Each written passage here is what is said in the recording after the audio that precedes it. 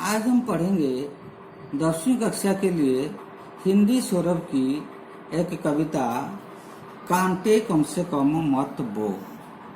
कांटे कम से कम मत बो के कवि रामेश्वर शुक्ल आंचल जी हैं। कविता इस प्रकार के है। यदि फूल नहीं बो सकते तो कांटे कम से कम मत बो। हे अगम चेतना की घाटी, कमजोर बड़ा मानव का मन, ममता की शीतल छाया में होता कटुता का स्वयं समन। ज्वालाएं जब धूल जाती है, फूल जाते हैं मुंडे नयन, होकर निर्मलता में प्रशांत बहता प्राणों का क्षुब्ध पवन।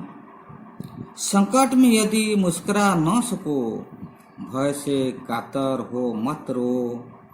यदि फूल नहीं बो सकते तो कांटे कम से कम मत बो।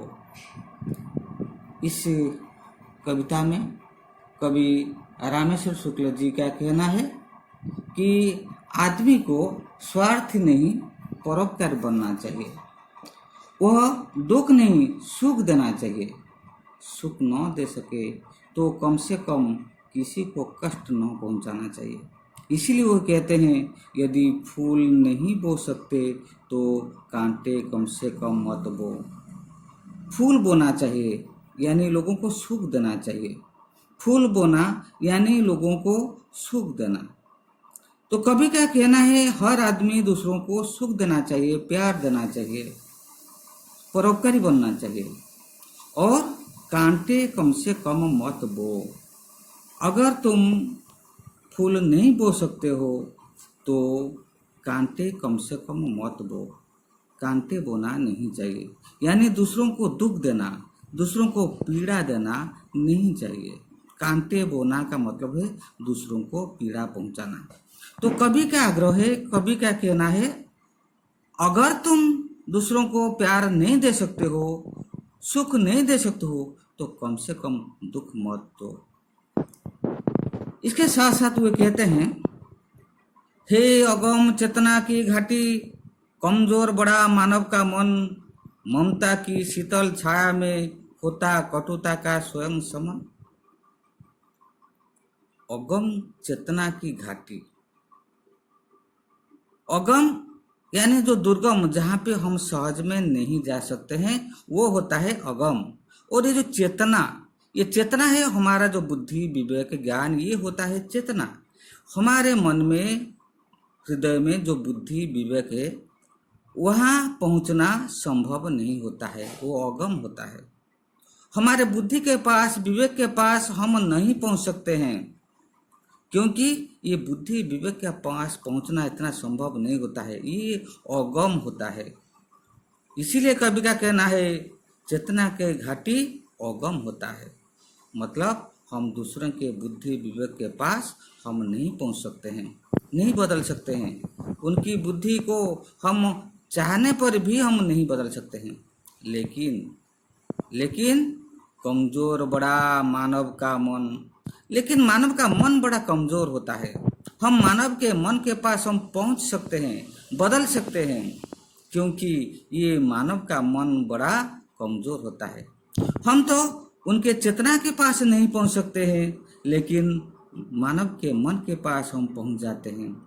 हम दूसरे के मन को हम बदल सकते हैं। हम दूसरे के मन को हम मन में शांति दे सकते हैं, प्यार दे सकते हैं। और ये मन इतना कमजोर होता है कि थोड़ा सा स्नेह में यानी ममता की शीतल छाया में होता कटुता का स्वयं समन। ममता की शीतल छाया में जो प्यार मिल जाता है, ममता मिल जाता है, स्नेह मिल जाता है, ये ममता रूपक शीतल छाया में तो क्या होता है कटुता का स्वयं समन। जो कटुता है, जो कड़वापन है, जो दुख है, जो पीड़ाएं हैं, ये सब स्वयं समन हो जाता है, अपने आप कम हो जाता है, दूर हो जाता है। यानी मानव का मन इतना कमजोर होता है कि थोड़ा सा प्यार मिल जाने से, थोड़ा सा ममता मिल जाने से उनके मन में जो कटुता है, दुख है, पीड़ा है, वो स्वयं दूर हो जाता है। इसलिए हम मानव के मन को हम बदल सकते हैं, उनको उनके मन में थोड़ा सा प्यार देकर उनके मन में जो दुख है, पीड़ाएं हैं, उसको हम दूर कर सकते हैं। तो कभी क्या कहना है कि दूसरों को प्यार देकर उनकी पीड़ाओं को दूर करना हमारा कर्तव्य होता है।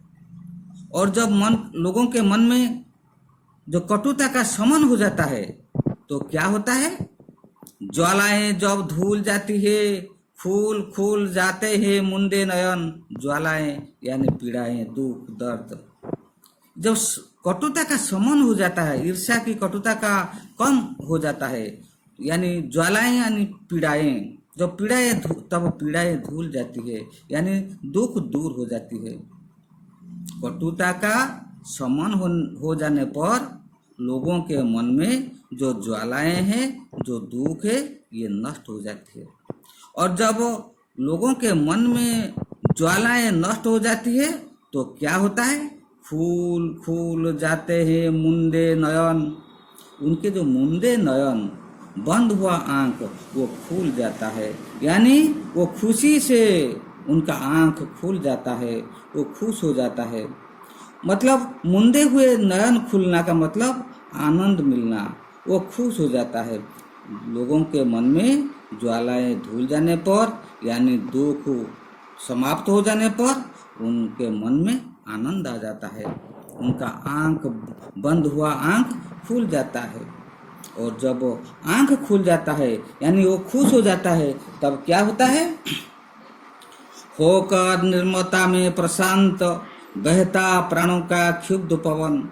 जो प्राणों का क्षुब्ध पवन, प्राणों में जो क्षुब्ध पवन होता है, जो दुखी हुई पवन होता है, वो क्या होता है, निर्मल होकर प्रशांत बहता, यानी शांत से बहता रहता है। यानी लोगों के मन में जो क्षुब्ध पवन शांत हो जाता है, उनका मन निर्मल हो जाता है, और प्राणों में जो क्षुब्ध पवन होता है वो शांत होकर बहता है। यानी दुख में लोग जब पवन लेते हैं, हवा लेते हैं, उनका पवन थोड़ा जोर से बहता है, लेकिन जब सुख मिलता है उसका आराम मिल जाता है, उनका मन शांत हो जाता है, उनका जो क्षुब्ध पवन भी शांत से बहता रहता है। यानी लोगों को सुख शांति मिल जाने पर वो बिल्कुल शांत हो जाता है। तो कभी क्या कहना है, इसीलिए लोगों को हम प्यार देकर, ममता देकर दूसरों की कटुता को समाप्त कर देना चाहिए, और इससे लोग खुश हो जाते हैं, और यही बात करना ही जरूरी है। फिर वो कहते हैं, संकट में यदि मुस्कुरा न सको, भय से कातर हो मत रो। कभी कभी ऐसा देखा जाता है, जो संकट के समय यानी जो दुख के समय लोग क्या करते हैं, मुस्कुरा नहीं सकते हैं, वो रोते हैं, दुख से कातर हो जाते हैं, भय से कातर मत हो रो। तो कभी क्या कहना है, तो अगर तुम संकट को सामना नहीं कर सकते हो, अगर तुम संकट के समय मुस्कुरा नहीं सकते हो, तो भय से कातर होकर रोना नहीं चाहिए, मत रो, रोना नहीं चाहिए। इतना भय से कातर होकर रोने से कोई फायदा नहीं होगा, दुख तो नहीं चला जाएगा ना। इसीलिए कभी क्या कहना है, संकट के समय उसको सामना करते हुए तो मुस्कुराना चाहिए, और ये संकट धीरे धीरे कम हो जाएगा, दूर हो जाएगा। अगर हम भय से कातर होकर रोएंगे तो भी कोई फायदा नहीं होगा, बल्कि संकट बढ़ जाएगा। और इसीलिए कभी कहते हैं, संकट के समय मुस्कुराना चाहिए। अगर तुम ऐसा नहीं कर सकते हो तो भय से कातर होकर रोना भी नहीं चाहिए। और ये भी कहते हैं, यदि फूल नहीं बो सकते तो कांटे कम से कम मत बो। तो कभी क्या कहना है, तो फूल तो बोना चाहिए, दूसरों को उपकार करना चाहिए। अगर तुम दूसरों को उपकार नहीं कर सकते हो तो कम से कम कांटे बोना नहीं चाहिए, दूसरों को दुख देना नहीं चाहिए। हर सपने पर विश्वास करो, लो लगा चांदनी का चंदन, मत याद करो, मत सोचो, ज्वाला में कैसे बीता जीवन। तो कभी क्या कहना है, हर सपने पर विश्वास करो। सपना मतलब जो रात में हम जो सपना देखते हैं, ये नहीं। सपना का मतलब है आशाएं। तो मनुष्य के मन में आशाएं होनी चाहिए। मनुष्य क्या करेगा, भविष्य में क्या करेगा, हर मनुष्य कई सपना है। तो ये सपने पर विश्वास करना चाहिए। आशाओं के साथ मनुष्य आगे बढ़ना चाहिए। अगर आशाओं के साथ मनुष्य आगे बढ़े तो उनको जरूर सफलता मिलता है। तो कवि क्या कहना है, लो लगा चांदनी का चंदन। जैसे चांदनी का चंदन जैसे प्यार से लगाते हैं, जैसे चंदन को प्यार से गले में धारण करते हैं, उसी प्रकार सपने को विश्वास के साथ अपने मन में धारण करना चाहिए। और इसके साथ साथ वे कहते हैं कि मत याद करो, मत सोचो, ज्वाला में कैसे बीता जीवन। मत याद करो, याद नहीं करना चाहिए। मत सोचो, सोचना नहीं चाहिए। किसे नहीं सोचना चाहिए, मतलब ज्वाला में कैसे बीता जीवन। ज्वाला में जीवन कैसे बीता, इसके बारे में सोचना नहीं चाहिए, याद करना नहीं चाहिए। ज्वाला में कैसे बीता जीवन। ज्वाला मतलब दुख, पीड़ा, कष्ट। मतलब हर मनुष्य के जीवन में कई प्रकार कष्ट होता है, ज्वालाएं होता है। और ये मनुष्य सुख और दुख दोनों का मिलन ही जीवन होता है। इसीलिए मनुष्य के जीवन में सुख कम होता है, दुख ज्यादा होता है। लेकिन दुख के समय के बारे में अगर हम सोचेंगे, दुख के बारे में हम बीती हुई बात के बारे में अगर हम सोचेंगे, तो ये हमारे लिए कभी फायदेमंद नहीं होगा। इसीलिए कवि कहते हैं कि ज्वाला में कैसे बीता जीवन, दुख के समय मेरा जीवन कैसे बीता, इसके बारे में सोचना नहीं चाहिए। सुख के बारे में सोचना चाहिए, सपने पर सोचना चाहिए, सपने को विश्वास रखकर आगे बढ़ना चाहिए। लेकिन जो दुख मिला था, इसके बारे में सोचना नहीं चाहिए। इसीलिए वे कहते हैं मत याद करो, मत सोचो कि दुख में मेरा जीवन कैसा बीता है, इसके बारे में सोचना नहीं चाहिए। और एक बड़ी बात कवि कहते हैं कि इस दुनिया की है रीति यही। ये दुनिया की रीति नियम एक है। क्या नियम है? सहता है तन, बहता है मन। दुख के समय हमारा शरीर, तन यानी शरीर सह लेता है, दुखों को सह लेता है, पीड़ाओं को सह लेता है। लेकिन बहता है मन, यानी वो पीड़ा हमारे मन में बहता रहता है। शरीर में जो, तन में जो पीड़ाएं होता है वह तो चला जाता है, लेकिन मन में वो बहता रहता है। यानी मनुष्य को जब कोई दुख मिलता है तो शरीर तो सह लेता है, लेकिन उसके मन में ये याद होकर रह जाती है। और इसीलिए कवि कहते हैं ये दुनिया के नियम है कि सहता है तन, बहता है मन। और एक बात है कि सुख की अभिमानी मदिरा में जो जाग सका वह है चेतन। चेतन क्या है? चेतनाशील व्यक्ति कौन है? मतलब जो ज्ञानी व्यक्ति, बुद्धि विवेक व्यक्ति कौन है? तो कवि का कहना है सुख की अभिमानी मदिरा में जो जाग सका वही चेतन है।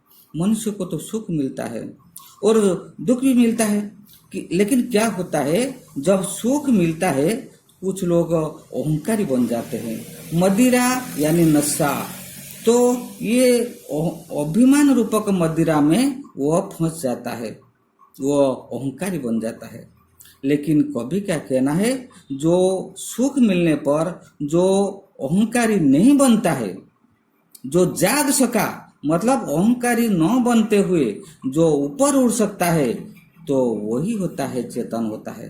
बुद्धि विवेक लोग क्या करते हैं, जब सुख मिलता है उसको उपभोग करते हैं, वो अभिमानी नहीं बनते हैं, वो जाग जाते हैं, ऊपर उड़ जाते हैं, अहंकार से ऊपर उड़ जाते हैं। मतलब अहंकार को छोड़कर वो ऊपर उड़ जाते हैं, उसको उपभोग करते हैं, वही होते हैं चेतन। यानी जो ज्ञानी व्यक्ति, जो चेतनशील व्यक्ति होते हैं, सुख मिलने पर वो उनके मन में अहंकार नहीं आता है, वो अहंकार से जाग जाते हैं, ऊपर उड़ जाते हैं, वही वास्तव में चेतन व्यक्ति होते हैं। इसमें तुम जाग नहीं सकते हो। कवि का कहना है जब तुम्हें सुख मिलता है तो तुम्हें अभिमान होना नहीं चाहिए, तुम इससे ऊपर उठना चाहिए, ऊपर जागना चाहिए। अगर तुम जाग नहीं सकते हो तो सेज बिछा कर मत सो। सेज बिछा कर सोना यानी उदास हो जाना। कवि का कहना है, जब सुख मिलता है उसको उपभोग करना चाहिए, अभिमानी बनना नहीं चाहिए और जाग कर इसको उपभोग करना चाहिए। अगर तुम इसको उपभोग नहीं कर सकते हो, अगर तुम ऊपर उठ नहीं सकते हो तो कम से कम सेज बिछाकर सोना नहीं चाहिए, उदास होना नहीं चाहिए। कभी कभी ऐसे लोग होते हैं तो लोग कुछ नहीं कर सकते हैं, आनंद अनुभव नहीं कर सकते हैं, सुख आने पर भी वो उपभोग नहीं कर सकते हैं, लेकिन वो उदास हो जाते हैं, दुखी हो जाते हैं। तो कवि क्या कहना है, तो ऐसा होना नहीं चाहिए। इसीलिए कवि कहते हैं कि यदि फूल नहीं बो सकते कांटे कम से कम मत बो। इसलिए कवि का कहना है, दूसरों को उपकार करना चाहिए, दूसरों का सुख सोचना चाहिए, लेकिन अगर तुम ऐसा नहीं कर सकते हो तो कम से कम कांटे बोना नहीं चाहिए, कम से कम दूसरों को पीड़ा देना नहीं चाहिए। आज इतना ही। जो अगले वीडियो में हम जो बाद में पढ़ेंगे, आज इतना ही।